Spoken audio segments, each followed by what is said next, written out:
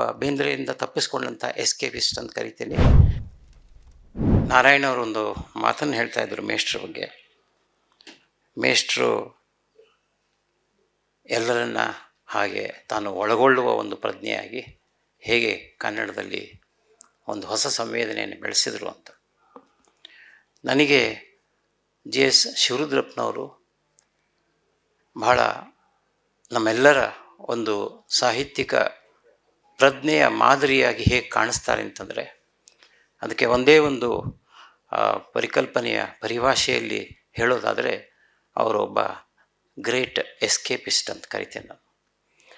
ಯಾಕೆ ಅಂತಂದರೆ ಆ ಕಾಲದಲ್ಲಿ ಬಹುಮುಖ್ಯವಾಗಿ ಕುವೆಂಪು ಅವರ ಪ್ರಭಾವ ಇದ್ದಂತಹ ಆ ಪರಿಸರದಲ್ಲಿ ಮತ್ತು ಉತ್ತರ ಕರ್ನಾಟಕದಲ್ಲಿ ಬೇಂದ್ರೆಯವರ ಪ್ರಭಾವ ಇದ್ದಂಥ ಪರಿಸರದಲ್ಲಿ ಈ ಇಬ್ಬರೂ ಮಹತ್ವದ ಸೃಜನಶೀಲ ಬರಹಗಾರರನ್ನು ಹೇಗೆ ಬಿಡಿಸ್ಕೊಳ್ಳೋದು ಅಂತ ಹೇಳೋದು ಆಗಿನ ಮಹತ್ವದ ಯಂಗರ್ ಜನ್ರೇಷನ್ನ ಬರಹಗಾರರಿಗೆ ಒಂದು ದೊಡ್ಡ ಸಮಸ್ಯೆ ಆಗಿತ್ತು.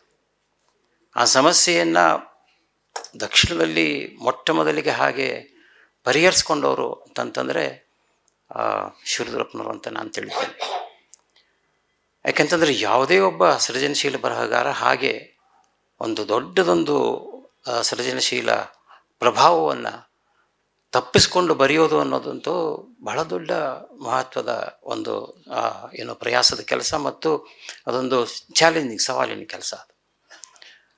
ಶಿವರುದ್ರಪ್ಪನವರ ಸೃಜನಶೀಲ ಅಭಿವ್ಯಕ್ತಿಯ ಬಹುಮುಖ್ಯವಾದಂತಹ ಭಿನ್ನ ಪಯಣ ಅಂತ ಕರೆಯಬಹುದಂತಹ ಆ ಪಯಣ ಯಾವುದಪ್ಪ ಅಂತಂದರೆ, ಆಗ ಕುವೆಂಪು ಮತ್ತು ಬೇಂದ್ರೆಯವರು ಪ್ರಕೃತಿಯನ್ನು ಕುರಿತಂತೆ ಬರೆಯುವಾಗ ಪ್ರಕೃತಿನ ಒಂದು ರಸತತ್ವದ ಒಂದು ಸೌಂದರ್ಯ ಅನುಭೂತಿಯ ಒಂದು ಭೂಮಾನುಭೂತಿಯ ಪ್ರತೀಕವಾಗಿ ನೋಡ್ತಾ ಇದ್ದ ಸಂದರ್ಭದಲ್ಲಿ ಶಿವರುದ್ರಪ್ಪನವರು ಮತ್ತು ಕಣಿವೆಯವರು ಉತ್ತರ ಕರ್ನಾಟಕದಲ್ಲಿ ಪ್ರಕೃತಿಯ ಜೊತೆಗೆ ಸಂವಾದ ಮಾಡುವಾಗ ಒಂದು ಮನುಷ್ಯ ಪ್ರೀತಿಯ ಸಂಬಂಧವನ್ನು ಪ್ರಕೃತಿಯ ನಡುವೆ ತಂದರು ಅನ್ನೋದು ಬಹಳ ಭಿನ್ನವಾದಂತಹ ಅವರ ಮಹತ್ವದ ವಿಚಾರವನ್ನು ಹೇಳ್ತಾ ಇದೆ.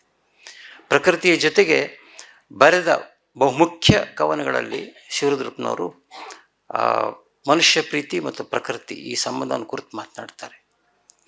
ಅವರ ಬರವಣಿಗೆಯ ಬಹುಮುಖ್ಯವಾದ ಭಾಗ ಮತ್ತು ಆಲೋಚನೆಯ ಬಹುಮುಖ್ಯವಾದಂತಹ ರೀತಿ ವಾಸ್ತವವಾಗಿ ಮನುಷ್ಯನನ್ನು ಕುರಿತಂತೆ ಇತ್ತು ಅನ್ನೋದನ್ನು ನಾವು ಗಮನಿಸಬೇಕು. ಹೀಗಾಗಿ ಅವರ ಕವಿತೆಯ ಬಹು ಮುಖ್ಯವಾದ ಭಾಷೆ ಮನುಷ್ಯ ಸಂಬಂಧವನ್ನು ಕುರಿತಂತೆ ಇತ್ತು. ಅವರ ಹಣತೆ ಅನ್ನುವ ಪ್ರತಿಮೆ ಕೂಡ ಬಹಳ ಮಾನವೀಯ ಸಂಬಂಧದ ಎರಡು ಬಹುಮುಖ್ಯ ವ್ಯಕ್ತಿತ್ವಗಳು ಸಂವಾದ ಮಾಡುವ ರೀತಿಯ ಒಂದು ಹೊಸ ರೀತಿಯ ಭಾಷೆಯನ್ನು ಅವರು ಕವನದಲ್ಲಿ ಕಟ್ತಾ ಇದ್ರು. ಅವರೊಂದು ಕಡೆಗೆ ಮಾತನಾಡ್ತಾ ಹೇಳ್ತಾರೆ, ನನ್ನ ಕವಿತೆಯ ನನ್ನ ಸೃಜನಶೀಲತೆಯ ಬಹುಮುಖ್ಯವಾದ ಭಾಗ ಯಾವುದಪ್ಪ ಅಂತಂತಂದರೆ ಭಿನ್ನ ಭಿನ್ನವಾದಂಥ ಚಳುವಳಿಗಳೇನಿದ್ವು ಆ ಚಳುವಳಿಗಳ ಬಹುಮುಖ್ಯವಾದಂಥ ಆಶಯಗಳನ್ನ ಒಳಗೊಳ್ಳೋದೇ ಆಗಿತ್ತು ಅಂತ. ಒಂದು ಕಡೆಗೆ ಹೇಳ್ತಾರೆ, ಧರ್ಮ ಅನ್ನೋದು ಬಹಳ ದೊಡ್ಡ ಮಾತು ನಿಜ, ಆದರೆ ಸಾಮಾಜಿಕತೆ ಅನ್ನೋದು ಅದಕ್ಕಿಂತ ಹೆಚ್ಚು ದೊಡ್ಡ ಒಂದು ವಿಚಾರ ಅನ್ನೋ ಮಾತನ್ನು ಹೇಳ್ತಾರೆ. ಬಹುಮುಖ್ಯವಾದಂಥ ಸಾಮಾಜಿಕ ಚಿಂತಕ ಒಬ್ಬನು ಎಲ್ಲರನ್ನೂ ಒಳಗೊಳ್ಳುವನು ಆಗಿರೋದ್ರಿಂದ ಅಂಥದ್ದೊಂದು ಸಾಮಾಜಿಕ ಚಿಂತನೆಯನ್ನು ನನ್ನ ಬರವಣಿಗೆಯ ಬಹುಮುಖ್ಯವಾದ ಭಾಗವನ್ನು ಮಾಡ್ಕೊಳ್ತೀನಿ ಅನ್ನೋ ಮಾತು JSS ಅವರ ಬರಹದ ಹಿಂದಿರುವಂಥ ಧೋರಣೆಯನ್ನು ನಮಗೆ ತೋರಿಸ್ತಾ ಇದೆ. ಮತ್ತು ಕುವೆಂಪು ಅವರಿಗಿಂತ ಹೇಗೆ ಭಿನ್ನವಾಗಿ JSS ಅವರು ಬರವಣಿಗೆಯನ್ನು ಮಾಡಿದರು ಅಂತ ಹೇಳ್ತಾ ಇದೆ.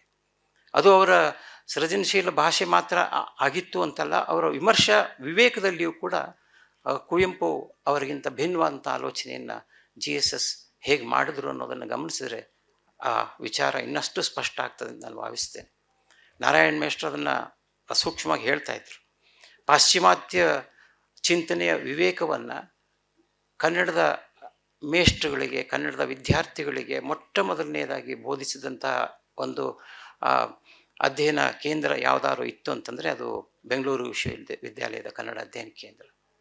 ನಮ್ಮಲ್ಲಿ ಮೊಟ್ಟ ಮೊದಲ ಬಾರಿಗೆ MA ತರಗತಿಯಲ್ಲಿ ತೌಲಿಕ ಅಧ್ಯಯನ ಎನ್ನುವಂಥ MAಯನ್ನು ಪ್ರಾರಂಭ ಮಾಡಿದರು ಶಿವರುದ್ರಪ್ಪನವರು. ಅಲ್ಲಿ ಪಶ್ಚಿಮದ ಗ್ರೀಕ್ ಸಾಹಿತ್ಯದ, ಪಶ್ಚಿಮದ ಯುರೋಪಿಯನ್ ಅನೇಕ ಸಾಹಿತ್ಯ ಮಾದರಿಗಳನ್ನು ಕನ್ನಡ MA ಓದುವ ಹುಡುಗರಿಗೆ ಪರಿಚಯ ಮಾಡಿಸಿದ್ದು ಆಗಿನ ಕಾಲದ ಅವರ ಆಧುನಿಕ ಪ್ರಜ್ಞೆಯ ವಿವೇಕವನ್ನು ಕೂಡ ಬಹಳ ಸ್ಪಷ್ಟವಾಗಿ ಹೇಳ್ತಾ ಇದೆ. ಅಂದರೆ ಕನ್ನಡ ಓದುವಂಥ ವಿದ್ಯಾರ್ಥಿಗಳು ಪಶ್ಚಿಮದ ವಿಮರ್ಶಾ ಪ್ರಸ್ಥಾನಗಳನ್ನು, ಮೀಮಾಂಸೆಯ ಪ್ರಸ್ಥಾನಗಳನ್ನು ಅರಿಯಬೇಕು ಅನ್ನೋದು. ಕುವೆಂಪು ಮತ್ತು ಬೇಂದ್ರೆಯವರು ಯಾವ ರಸಪ್ರಸ್ಥಾನದ ಒಂದು ಮುಂದಿನ ಭಾಗವನ್ನು ಕನ್ನಡಕ್ಕೆ ಸಂಬಂಧಪಟ್ಟಂತೆ ಆ ಕಾಲದಲ್ಲಿ ಮಂಡಿಸ್ತಾ ಇದ್ದರು, ಅದಕ್ಕಿಂತ ಭಿನ್ನವಾಗಿ GS ಶಿವರುದ್ರಪ್ಪನವರು ಪಾಶ್ಚಿಮಾತ್ಯ ವಿಮರ್ಶೆಯ ಅನೇಕ ಪರಿಕಲ್ಪನೆಗಳನ್ನು ನಮ್ಮ ಕನ್ನಡದ ವಿವೇಕಕ್ಕೆ ಪರಿಚಯ ಮಾಡಿಸೋದ್ರಲ್ಲಿ, ಪ್ರತಿಭೆಗೆ ಸಂಬಂಧಪಟ್ಟಂಥ ಅವರು ಸಾಧನೆಯಲ್ಲಿ ಬರೆದಂಥ ಅನೇಕ ಲೇಖನಗಳು, ಇಮ್ಯಾಜಿನೇಷನ್ಗೆ ಸಂಬಂಧಪಟ್ಟಂತೆ ಅವರು ಹುಟ್ಟಿಸಿದಂಥ ಪರ್ಯಾಯವಾದಂಥ ಪದ ಪ್ರತಿಭೆ ಅನ್ನುವ ಪದ, ಹೀಗೆ ಅನೇಕ ರೀತಿಯ ಪಾಶ್ಚಿಮಾತ್ಯ ಪರಿಕಲ್ಪನೆಯ ಸಂವೇದನೆಗಳನ್ನು ನಮ್ಮ ಮುಂದೆ ಇಟ್ಟು ಅವ್ರು ಬರೆದಂಥ ಒಂದು ಮುಖ್ಯ ಲೇಖನ ನಿಮ್ಮ ಗಮನಕ್ಕೆ ತರೋದಾದರೆ ಪರಂಪರೆ ಮತ್ತು ರಾಘವಾಂಕ ಪ್ರತಿಭೆ. ಈ ಶೀರ್ಷಿಕೆಯನ್ನು ಗಮನಿಸೋದು ನಿಮ್ಗೆ ಗೊತ್ತಾಗ್ತದೆ. ಸ್ಪಷ್ಟವಾಗಿ ಅದು ಇಲಿಯಟ್ನ ಪ್ರಭಾವದಿಂದ ಬರೆದಂಥ ಲೇಖನ ಆಗಿತ್ತು. ಟ್ರೆಡಿಷನ್ ಮತ್ತು ಇಂಡಿವಿಜುವಲ್ ಟ್ಯಾಲೆಂಟ್ ಅನ್ನುವ ಲೇಖನದ ಪ್ರಭಾವದಿಂದ ಬರೆದಂಥ ಒಂದು ಲೇಖನ ನಮಗೆ ಆಗ ಹೆಚ್ಚು ಕಡಿಮೆ ಕನ್ನಡದ ವಿಮರ್ಶೆಯನ್ನು ಭಿನ್ನವಾದ ಮಾದರಿಯಲ್ಲಿ ನೋಡೋದು ಹೇಗೆ ಅಂತ ಅನ್ನೋದು ಹೇಳ್ತಾ ಇತ್ತ. ಈ ರೀತಿಯಲ್ಲಿ ನಾನು ಉತ್ತರ ಕರ್ನಾಟಕದಲ್ಲಿ ಕಣ್ವಿಯವರನ್ನು ಒಬ್ಬ ಬೇಂದ್ರೆಯಿಂದ ತಪ್ಪಿಸ್ಕೊಂಡಂಥ ಎಸ್ಕೇಪಿಸ್ಟ್ ಅಂತ ಕರಿತೀನಿ. ದಕ್ಷಿಣದಲ್ಲಿ ಆ ಕಾಲದಲ್ಲಿ ಬಹುಮುಖ್ಯವಾಗಿ ಕುವೆಂಪು ಅವರ ಪ್ರಭಾವದಿಂದ ತಪ್ಪಿಸ್ಕೊಂಡು ಬರೆದಂಥ ಒಬ್ಬ ಅಥವಾ ಚಿಂತನೆ ಮಾಡೋಂಥ ಒಬ್ಬ ಬರಹಗಾರ ಯಾರಾದರೂ ಇದ್ದರೆ ಅವರು ಶಿವರುದ್ರಪ್ಪನವರಾಗಿದ್ದರು. ಸೊ ಅವರ ಶಿಷ್ಯರೆಲ್ಲರೂ ಕೂಡ ಹೆಚ್ಚು ಕಡಿಮೆ ನಮ್ಮ ಕಿವಿನ್ ಸರ್ ಹೇಳಿದಾಗೆ ಎಲ್ಲರೂ ಕೂಡ ತಮ್ಮದೇ ಆದಂಥ ಒಂದು ಭಿನ್ನವಾದ ಮಾರ್ಗವನ್ನು, ಅನುಸರಣಾ ಮಾರ್ಗವನ್ನು ಬಿಟ್ಟು ಭಿನ್ನವಾದ ಮಾರ್ಗವನ್ನು ಹಿಡಿದಂಥವ್ರು ಆಗಿದ್ದರು ಅನ್ನೋದನ್ನು ಕಿವಿನ್ ಹೇಳಿದರು. ಶಿವಪ್ರಕಾಶ್ ಒಂದು ಕಡೆಗೆ ಒಂದು ಮಾತನ್ನು ತುಂಟತನದಲ್ಲಿ ಆವಾಗವಾಗ ಹೇಳ್ತಿರ್ತಾರೆ, ಕನ್ನಡದಲ್ಲಿ ಕಂಬಾರರು ಭಾಳ ದೊಡ್ಡ ಕವಿ ಇರ್ಬೋದು ಕಣೋ, ಆದರೆ ಕಂಬಾರರಿಗೆ ಫಾಲೋವರ್ಸೇ ಇಲ್ಲ. ಒಬ್ಬ ದೊಡ್ಡ ಕವಿಗೆ ಫಾಲೋವರ್ಸ್ ಇರಬೇಕು, ಆ ಟ್ರೆಡಿಷನ್ ಕಟ್ಟಬೇಕು. ನಾನಿದ್ದೀನಲ್ಲ ಅಂಥದ್ದು ಒಬ್ಬ ಫಾಲೋವರ್ನ ಹೊಂದಿರುವಂಥ ಒಬ್ಬ ಕವಿ ಅಂತ ಅವಾಗವಾಗ ಅವರು ಒಂದು ಮಾತನ್ನು ಹೇಳ್ತಾ ಇರ್ತಾರೆ. ನಾನು ಬರೆದಂಥ ಕವನಗಳ ವಸ್ತು ಏನಿದೆ, ಆ ವಸ್ತುಗಳನ್ನ ಫಾಲೋ ಮಾಡಿ ಬರೆದಂಥ ಒಂದು ದೊಡ್ಡ ಪರಂಪರೆ ಕನ್ನಡದಲ್ಲಿದೆ ಗೊತ್ತಾ ನಿಮಗೆ ಅಂತ ಕೇಳುವಂಥ ಮಾತು ಅವ್ರದ್ದು. ಕನ್ನಡದಲ್ಲಿ ನಿಜವಾಗ್ಲೂ ಹೊಸ ಬಗೆಯ ಮೆಟಾಫಿಸಿಕಲ್ ಕವನಗಳ ಚಿಂತನೆಯ ಒಂದು ಪರಂಪರೆಯನ್ನು ಕ್ರಿಯೇಟ್ ಮಾಡಿದಂಥ ಶಿವಪ್ರಕಾಶ್ ಆ ರೀತಿಯಲ್ಲಿ ತಮ್ಮದೇ ಆದಂಥ ಹೊಸ ಕಾವ್ಯ ಮಾರ್ಗವನ್ನು, ಚಿಂತನೆಯನ್ನು ರೂಪುಗೊಳಿಸ್ತಾ ಇರೋದು. ಮೊದಲ ಜನರ ಒಂದು ಆಧುನಿಕ ಕಾಲದ ಅನುಭವ ಮಾರ್ಗ ಏನಿತ್ತು, ಆ ಮಾರ್ಗಕ್ಕೆ ಒಂದು ಹೊಸ ಚಿಂತನೆಯನ್ನು ಕೊಟ್ಟಂಥವ್ರು, ಹೊಸ ಬೆಳಕನ್ನು ಕೊಟ್ಟಂಥವರು ಶಿವಪ್ರಕಾಶ. ನನಗೆ ಹನೂರ್ ಅವರ ಬಗ್ಗೆ ಮಾತನಾಡುವಾಗ ಒಂದು ನೆನಪು ಭಾಳ ಸ್ಪಷ್ಟವಾಗಿ ಬರ್ತದೆ. ಅಂತಂದರೆ ಸುಮಾರು 80-85 ಸುಮಾರಿಗೆ ಹನೂರ್ ಚಿತ್ರದುರ್ಗದ ಸುತ್ತಮುತ್ತ ಅಧ್ಯಾಪಕರಾಗಿದ್ದಾಗ ನಾನು ಅವರು ಸುಮಾರು ಒಂದು 15-20 ದಿವಸ ಹಳ್ಳಿಗಳಿಗೆ ಫೀಲ್ಡ್ ಸ್ಟಡಿ ಹೋಗಿದ್ದೀನಿ, ನೆನಪಿದೆ ನನಗೆ. ಅಲ್ಲಿ ಸಿರಿಯಜ್ಜಿಯನ್ನು ಭೇಟಿ ಮಾಡಿದ್ದು ನಾನು ಹನೂರು, ಅದು ಕೂಡ ನೆನಪಿದೆ. ಮಹಾಸತಿ ಈರ್ದಿಮ್ಮವ್ವ ಅನ್ನುವ ಜನಪದ ಕಾವ್ಯವನ್ನು ಹನೂರ್ ರೆಕಾರ್ಡ್ ಮಾಡ್ಕೊಳ್ತಿದ್ದಾಗ ನಾನು ಅವ್ರ ಜೊತೆಗಿದ್ದೆ.